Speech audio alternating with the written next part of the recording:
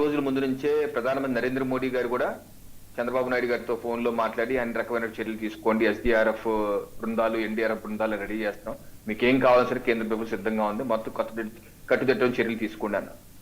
ఆ రకంగా రాష్ట్ర ప్రభుత్వం కూడా అన్ని విధాలుగా కట్టుదిట్ట చర్యలు తీసుకుంది. ఈరోజు ఈ ప్రభుత్వం నష్ట నివారణలో విజయం సాధించిందా అంటే సాధించలేదు అని ప్రతిపక్ష పార్టీ చెప్పదలుచుకుంటే వాళ్ళు 1, 2, 3, 4 పాయింట్స్ చెప్పాలి. ఇంతమంది 10 మంది, డజన్ మంది, లేదా 25 మంది మీ నిర్లక్ష్యం వల్ల చనిపోయారు, లేకపోతే ఫలానా గ్రామం, ఫలానా మండలం మొత్తం నీళ్లు వచ్చేసాయి, కనీసం మీ కార్యకర్తలు కానీ మీ పార్టీ మీ అధికార సిబ్బంది కానీ ఎవరు లేరు, ఆ ప్రజలందరూ ఆత్రాలు పెట్టారు, ఇబ్బంది పడ్డారు. ఇలాగ 2-3 అంశాలు, లేకపోతే రోడ్ల మీద చెట్లు పడిపోయి దాన్ని క్లీన్ చేయలేదు కాబట్టి గంటల తరపు ట్రాఫిక్ జామ్ అయిపోయింది, ఆ రకంగా మీరు ఫెయిల్యూర్ అయ్యారు.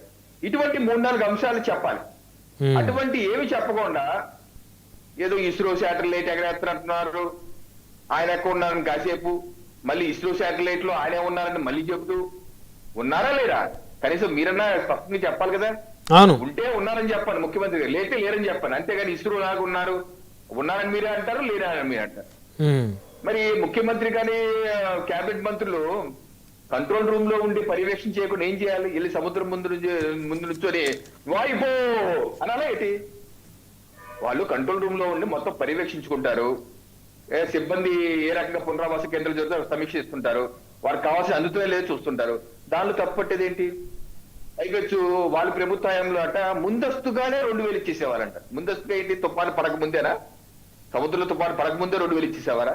అంటే వాళ్ళకి ముందుగానే దానికి సంబంధించి హెచ్చరికలు వచ్చాయి, తుఫాను సంబంధించి వాతావరణ శాఖ సంబంధించి డేటా తీసుకొని ముందుగానే వారు ఇక్కడ ఈ ప్రాంతాల్లో తుఫాను రాబోతుంది కాబట్టి ఇంత అమౌంట్ వారికి డిస్ట్రిబ్యూట్ చేయాలని చెప్పేసి ముందుగానే ఇచ్చేవారు అనేది ఇప్పుడు వారి యొక్క అభిప్రాయంలో కనపడుతుంది. ఇది పచ్చి అబద్ధం. ముందస్తుగా ఎక్కడ ఇచ్చేవాళ్ళు? ముందస్తుగా ఎలా ఇస్తారు చెప్పండి? ఒకటి కామన్ సెన్స్ కదా. పునరావాస కేంద్రాలకు వచ్చాక వాళ్ళన్ని ఏర్పాట్లు చేశాక వాళ్ళని ఇంటికి పంపించేటప్పుడు 2000 ఇస్తారు. ఎందుకు ఇస్తారు? సామాను కొనుక్కుంటాకి, చిన్న మరమ్మతులని చేసుకుంటాకి. ఇది నిత్యావసర వస్తువులు ఇవ్వటం కాకుండా మరో 2000 వాళ్ళు ఇచ్చేవాళ్ళు. అది జరిగింది. అంటే ముందస్తుగా ఇవ్వటం ఏంటి? అర్థం పర్థం లేకుండా. ఈ రోజు మా ప్రభుత్వం ఏం చేస్తుంది? 3000 ఇస్తున్నారు కదా. వారి ప్రభుత్వం ఇచ్చిన దానికి ఎక్కువ ఇస్తున్నారు.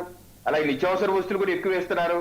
అలాగే గతంలో ఇటువంటి విపత్తు జరిగినప్పుడు అప్పటి ముఖ్యమంత్రి జగన్మోహన్ రెడ్డి గారు కనిపించేవారు కాదు క్షేత్రస్థాయిలో. వెంటనే ఈ రోజు మా ముఖ్యమంత్రి గారు కోనసీమలో ఉన్నారు, ఆ పునరావాస కేంద్రంలో అందరితో మాట్లాడుతున్నారు అని సమీక్షిస్తున్నారు, ప్రజలతో ఉన్నారు అని తెలుసుకుంటున్నారు కదా.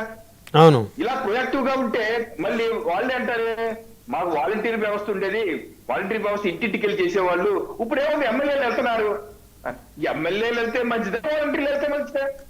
ప్రజలు ఎన్నుకుంది, వాలంటీర్లు ఎన్నుకున్నారు, ఎమ్మెల్యేలు ఎన్నుకున్నారు. ప్రజాప్రతినిధులు క్షేత్రస్థాయిలో తిరిగితే మంచిదా, లేకపోతే మంచిదా? ఆ మాత్రం కూడా తెలియకుండా మాట్లాడతారా?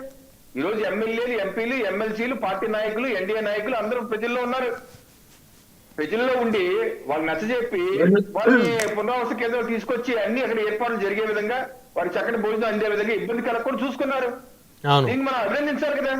ఇప్పుడు ప్రకృతిని, విలయాన్ని మనం ఆపేయలేమండి, కాకపోతే దాన్ని సృష్టించే విలయాన్ని మనం ఆపగలగాలి. అవును. అలాగే చెట్లు, ఎలక్ట్రికల్ వైర్లు, లేకపోతే పోల్లు పడిపోతాయి. అదే సరిగ్గా పునరుద్ధరణ చేసే విద్యుత్ గత 24 గంటలుగా రాష్ట్రంలో విద్యుత్ లేదు అంటే మీరు విమర్శించాలి వైసీపీ పార్టీ. 24 గంటలు మీరు విద్యుత్ పునరుద్ధరించలేదు, మీరు ఫెయిల్యూర్ అయ్యారా? ఈరోజు ఆ పరిస్థితి లేదు కదా. వెంటనే పునరుద్ధరించారే, 2-3 గంటలు అంతే మొత్తం వెంటనే పునరుద్ధరించారు కదా. కనీసం ఎంత జరుగుతున్నా అలాంటి వాళ్ళ పార్టీ అధినేత రాష్ట్రంలో లేడు. వాళ్ళ పార్టీ అధినేత కనీసం క్షేత్రస్థాయిలో ప్రతిపక్ష నేతగా క్షేత్రస్థాయిలో వీళ్ళంటున్నట్టు, వైసీపీ పార్టీ అంటున్నట్టు పూర్తిగా వైఫల్యం చెందా అనుకోండి బ్రహ్మనాయుడు గారు అంటున్నట్టు, కనీసం ఏం చేయాలి ప్రతిపక్ష పార్టీ నేత?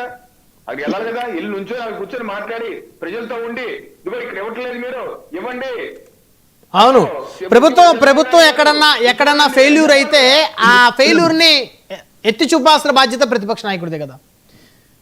అఫ్ కోర్స్ ఆయన జగన్మోహన్ రెడ్డి గారి ప్రతిపక్ష హోదా లేదు కాబట్టి మరి వారు ఇంటర్ఫేర్ అవ్వట్లేదు. అదే హోదాలు కావాలి. ఇందాక సురేంద్ర నాయుడు గారు అన్నట్టు హోదాలు ఇస్తేనే వస్తారేమో, మరి ప్రజలు ఇచ్చే హోదా అని ప్రభుత్వం ఎక్కడ చేస్తుంది.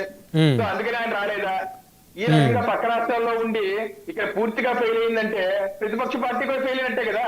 అవును. ప్రభుత్వం పూర్తిగా ఫెయిల్ అయిపోయిందంటే ప్రతిపక్ష పార్టీ కూడా క్షేత్రస్థాయిలో పనిచేయట్లేదు, క్షేత్రస్థాయిలో వాళ్ళ నేత కనబట్టలేదు, వాళ్ళ యొక్క పార్టీ నాయకులు కనబట్టలేదు. కనబడబోతున్నప్పుడు ప్రతిపక్ష పార్టీ కూడా ఫెయిల్ అయినట్టే కదా. సో మనం ఏంటంటే అనవసరమైనటువంటి విమర్శలు, సత్యదూరమైన విమర్శ ఎప్పుడు విమర్శ చేస్తారండి, కానీ అతికినట్టు ఉండాలి విమర్శ కూడా. అవును. అతికినట్టు లేకుండా 2000 ముందస్తుగా ఇచ్చేసేవాళ్ళు, మా వాళ్ళు ఘనంగా వాలంటీర్లు వెళ్ళేవాళ్ళు, మా ఇష్టంలాగా ఎగరేస్తాను కాసేపు, లేకపోతే లేరని ఇంకో కాసేపు, ఇలాగేంటంటే ఇలాగా మనకు సంబంధం లేనటువంటి విషయాలు మాట్లాడుతూ కూర్చుంటే వైసీపీ పార్టీ పరిస్థితి ఇప్పటికైనా సరే వాళ్ళ పార్టీ అధినేతలు రమ్మనండి, ఎక్కడ ఫెయిల్యూర్ అయ్యిందో చూపించమనండి. ఒకవేళ అటువంటిది ఏదైనా జరిగితే ప్రభుత్వం సరిదిద్దుకుంటే రెడీగా ఉంది. సో మీరు అటువంటిది ఏం చేయకుండా పాపం పోరాడమని చెప్పేసి ఇటువంటి వాటికి వాళ్ళని వదిలేసి కూర్చోబెడుతున్నారు.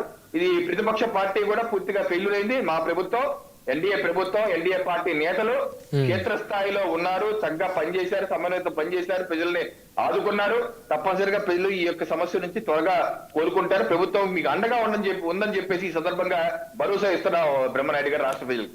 సో అంటే ప్రతిపక్ష పార్టీ ఫెయిల్ అయిందంటారా ఈ ఎపిసోడ్? ఎలా ఫెయిల్ అయింది ప్రతిపక్ష పార్టీ? సరే మీరు సక్సెస్ అయ్యారంటే ముందు నుంచి కూడా కాస్త కట్టుదిట్టమైనటువంటి ఏర్పాట్లు చేశారు. పునరావాస కేంద్రాలకి ఎక్కడైతే వరద ప్రభావిత ప్రాంతాల్లో ప్రజలు ఉన్నారో వాళ్ళందరూ తీసుకెళ్లారు. ఓకే, మీరు సక్సెస్. వాళ్ళు ఎక్కడ ఫెయిల్ అయ్యారు? వైసీపీ పార్టీ ఫెయిల్యూర్ లో 2 అంశాలండి. ఒక అంశం ఏంటంటే వాళ్ళకి 40% మంది ఓట్లు వేశారు కదా.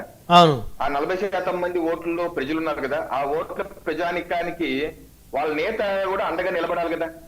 వాళ్ళ నేత గ్రామ స్థాయిలో తిరుగుతూ వాళ్ళని భరోసా